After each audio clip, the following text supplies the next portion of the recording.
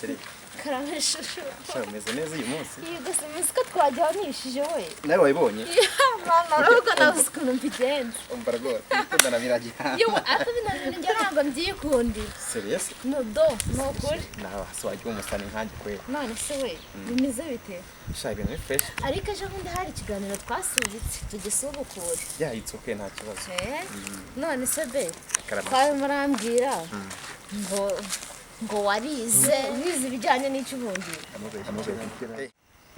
njyewe se njye narize ariko ni iki se nyine wize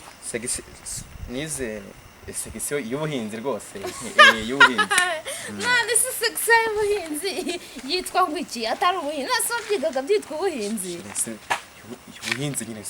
segisiyo y'ubuhinzi njye rwose narize ubundi reka mubwire iwacu se ntabwo hazi iwanyu ndahazi nyakasheri iwanyu murahabakira mubwire ikintu nishakira kuzajyana iwanyu mukabimbereza muri bya bintu nabonye biba byizengurutse ariko sheri data hakunda ukize we nta nubwo umuzi papa uramuzi we buriya none se bya bintu nabonye byizengurutse ni amatara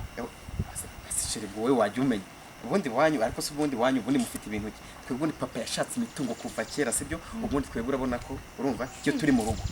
nuvuga ngo buri mwana wese bamutegura buri kimwe cyose urabona biriya bintu byizengurutse biriya nibyo dukoreramo siporo iyo dushatse kuba tukagira umunezero uzamubarira biciremo we uzi njyewe wacu twicara ku njerekani cyangwa ku madebe urayazi ku njerekani noneho uzi umuviri w'injerekani amadebe ni iki amadebe ni bya bindi bivamo amavuta cyangwa bivamo amarangi ntabyo uzi sheri ariko sheri none se kumba mbona wambaye simati wambaye neza cyane none ngiwanyu ngo muri abakene reka ngukubite story aka gakabutura ariko narambaye tuno dukweto mfite utundi dukweto dufunze twiza nitwo mama wacu yanzanye reka nkubwire rero sibyo ubu uzaza umunsi umwe urumva ngire papa dusohokane ku Gisenyi urumva akujyaneyo ku Gisenyi handi ku mazi handi bagenda boga bigira gutya gutya no umva wakintu naze nta probleme tu urumva ndakumva siga ufite imvugo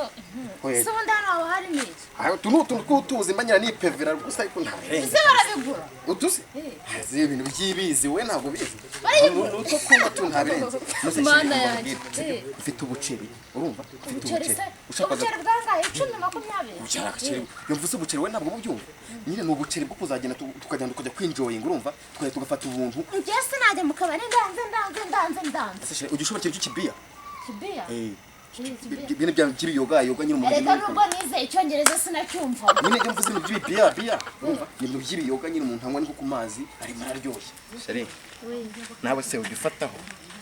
gufata hano ku icupa mvuze gufataho mvuze kunywa si ubwo wowe wajya unywa ku by'ibiya wo uzi ikintu nikundira nguvu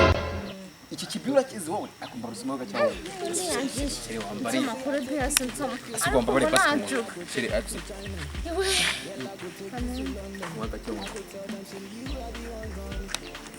abyumva seriye nayawe niko sha bite bya umuntu abatuma ku ishuri hanga mwirwa zumva ibyo ni biki biri muri ibyo yise aya ayase sizanzo kandi umva